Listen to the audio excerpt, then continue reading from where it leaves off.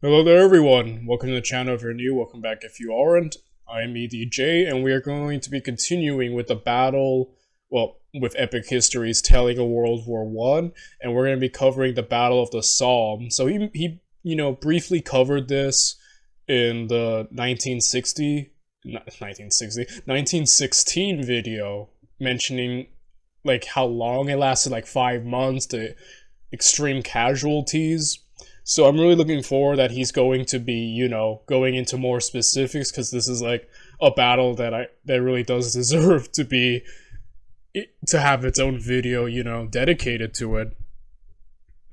Excuse me, I'm sorry. I just like ate a lot right now, and point is, yeah, I'm really looking forward to just epic history, breaking this down and learning about this.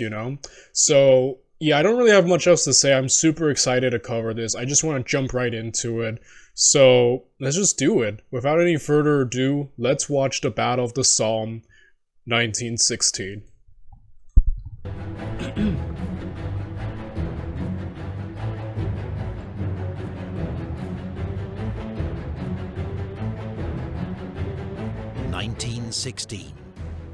Europe is in the grips of the most destructive conflict yet known, World War I. Much of the fiercest fighting takes place on the Western Front, where British, French and German armies are locked in a bloody stalemate along 450 miles of trenches. There have been millions of casualties, but neither side can break the deadlock.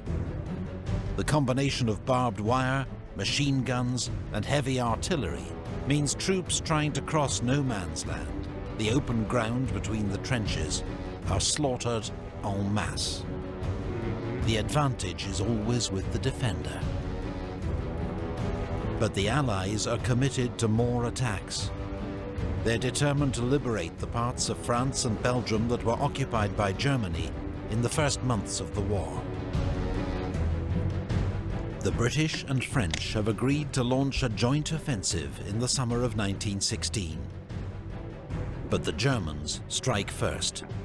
In February, they launch a massive assault on the French fortress city of Verdun. Its defense requires all available French reserves. So the summer offensive will be led by the British, their biggest attack of the war so far. Its chief aim now, to relieve pressure on the French at Verdun.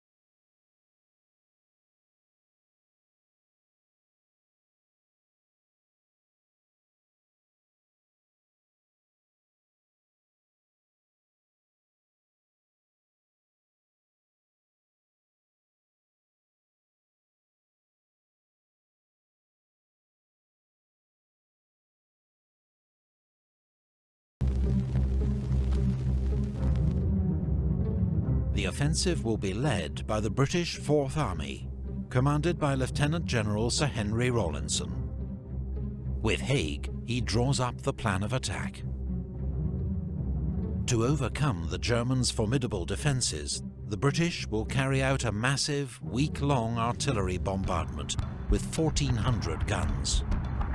This is expected to destroy German barbed wire, flatten trenches, and kill their occupants. 19 mines are also dug under key German strongpoints and filled with explosive, ready to detonate just before the attack begins. To the north, the British Third Army will make a diversionary attack at Gommecourt. The 16 British and French infantry divisions are then expected to take their objectives with minimal opposition. The attack will begin at 7:30 AM in broad daylight, so the artillery can observe its fire. British morale is high, and the men are confident of victory. I know I've mentioned this before, but I really love the inclusion of, like, you know, footage and, like, pictures, because I really do think it's very powerful. Because, you know, in older videos of warfare, we just kind of go with famous paintings and, you know, whatnot, because obviously we have pictures and photos, but I don't know, like, I think it conveys a very much more personal, but, like, I don't know, like, I guess raw or real, like, look into it, into just this conflict, and, yeah, I just really like it, and wait, I have more to say, but I'm gonna wait till he removes this. Many of the units taking part are PALS battalions, the eager recruits of 1914, now about to face combat for the first time. What? Oh boy.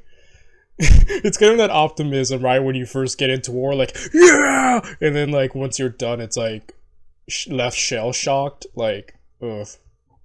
But on the eve of the assault, there are worrying reports that the British bombardment has been only partially successful.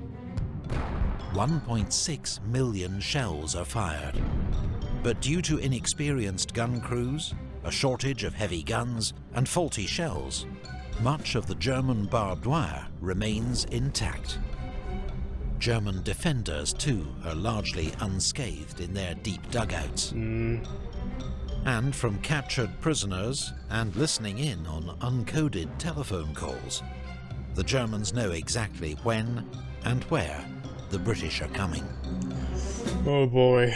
Yeah, this is gonna be quite the thing, right? And,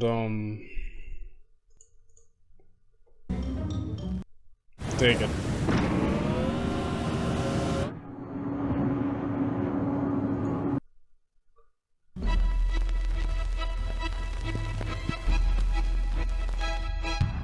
The Allied artillery bombardment reaches its peak at 7 AM.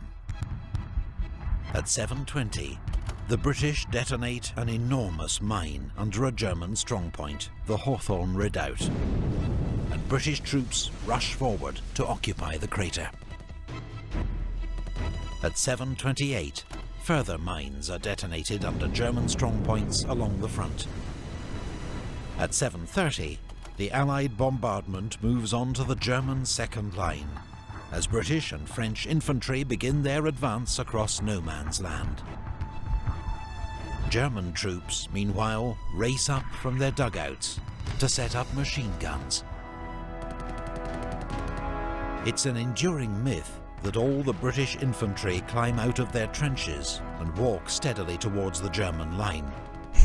A few units do, but most send men out into no man's land before the bombardment lifts, so the final dash toward the enemy line is as short as possible. But in the northern sector, whichever tactics are used, the British are easy targets for German machine gunners, especially where they bunch up to get through the few gaps in the barbed wire. The British infantry advance bravely, but are mown down in their hundreds. Yeah, I remember during many years ago during high school, like we were covering some of World War One, I remember that our teacher at the time played like a German movie, but it was a foreign film about World War One, a German one, and I think it really did capture the. I wish I knew the name right now, guys. It's been many years. I would like recommend it, but either way, like kind of it did show some of the no man land like crossings and just everyone trying to book it and just the machine guns are going, and it's like so many die just to move. I think if there's a word I had to put like I had to associate with World War One, it would definitely would be like attrition, like a war of attrition, because that's kind of what it was. It eventually just became, all right, who's gonna run out? Who's gonna run out first? Who's gonna lose the most men first, and who can like keep throwing men at each other? Because like so many are just dying, right? It just become who can outlast the other, and yeah, it's just like, ugh.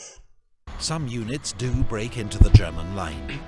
Near Thiepval, the 36th Ulster Division captures the Schwaben redoubt. But without support on either flank, it's isolated, and the survivors are forced to retreat that night. On their right, the 32nd Division takes the Leipzig redoubt, while near La Boisselle, the 34th Division captures the Lochnagar mine crater. But these are just small toeholds in the German line, far short of their objectives.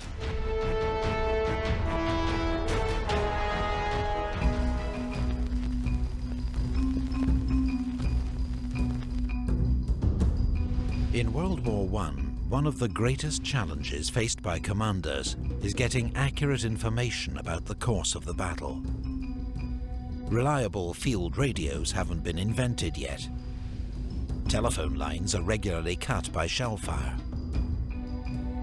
So officers must turn to messengers, flag signals, light signals, even homing pigeons, none of which is completely reliable. To get around this problem, during an attack, supporting artillery works to a fixed timetable, moving their fire onto the next line of enemy defences at a set time. So when the infantry start their attack, gunners adjust their fire onto the second line of enemy defences. But if the infantry get held up, the supporting fire keeps moving on according to the timetable. The infantry get left behind and are at the mercy of enemy machine guns. Aerial observation by balloons and aircraft can provide valuable information, but rely on good weather and control of the skies.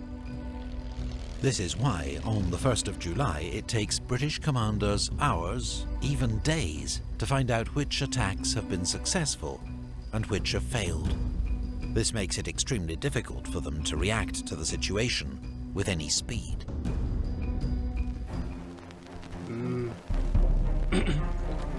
Yeah, I'm glad you brought that up, because, like, yeah, it's really the communication thing, huh? It's like, that's something I also really like learning about war, just how people used to communicate. Like, there's also kind of like a certain creativity you had to use, especially like in older war, right? Like one guy would be in charge of an entire army, and then there would be like, sections fighting, and like it's just cool to see like how people in charge just know what's going on, and that this was a unique problem at this point because just having to rely on methods that weren't the most effective, right? Further south, there is much greater success. Despite heavy losses, the 21st and 7th Divisions take Mametz and cut off the heavily defended village of Fricourt, which the Germans abandon overnight.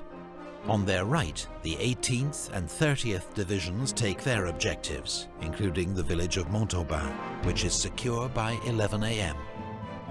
Alongside them, the veteran French 20th Corps also takes its first-day objectives, as well as 2,500 German prisoners. The Germans didn't expect the offensive to extend so far south and are less well prepared. And, crucially, the Allied bombardment is boosted by French heavy guns, which are much more effective at destroying barbed wire and German strongpoints. At 9:30 a.m., French colonial troops lead the attack south of the Somme River. The French seize all their objectives and take 3,000 more prisoners. Yeah, he mentioned right now that, yeah, the Germans weren't prepared for it to go as far, right? But yeah, the French are really doing a great job here, right? Just pushing forward.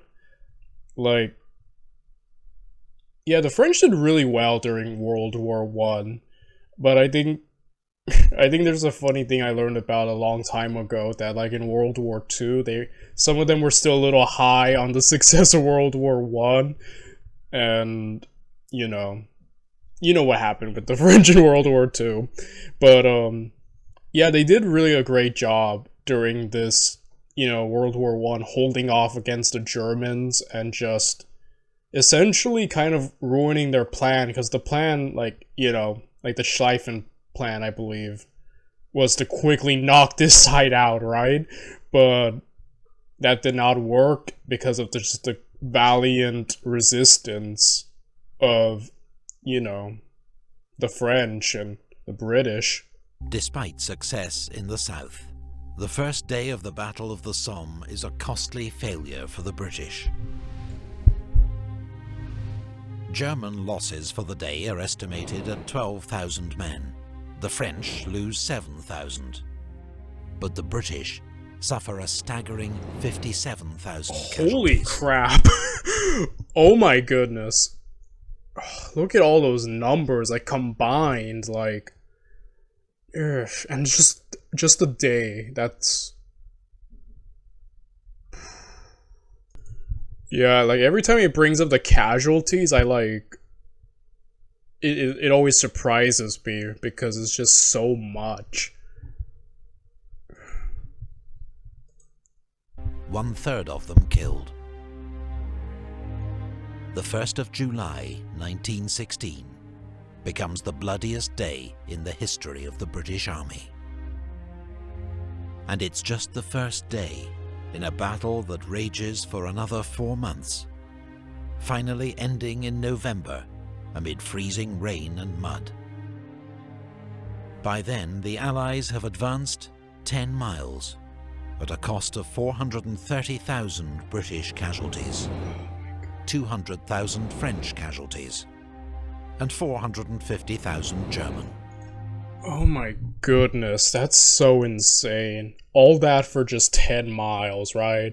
Like I said, it just became a war of attrition. Even he mentioned it last video. It's just like, alright, who's gonna lose more men first? It's just like... Just like... My goodness. It's so brutal. And just those numbers, like, combined, just so much death. It's insane, man. It makes the Battle of the Somme one of the bloodiest in history.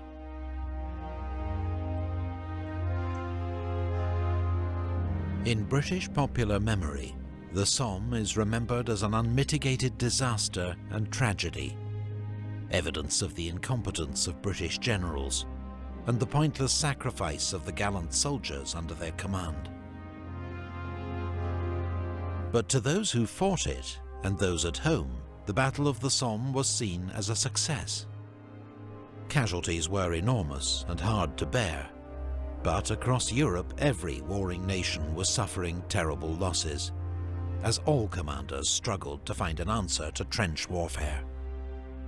And at the Somme, the British had not only helped save their French ally, who went on to defeat the Germans at Verdun, but learned vital lessons about how to fight on the Western Front.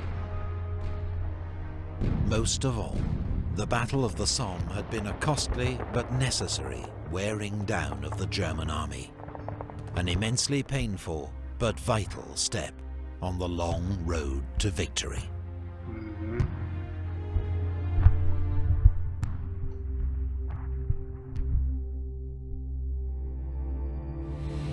Maps and research for... Yeah, so like again, it's like brutal, but you know, sacrifices were made just to get, you know, the ultimate victory. But man, were these like really costly sacrifices, you know? And then like, yeah, it's just like insane, right? I'm always at awe with just how big war got and just the numbers of death, right? It's just insane, man.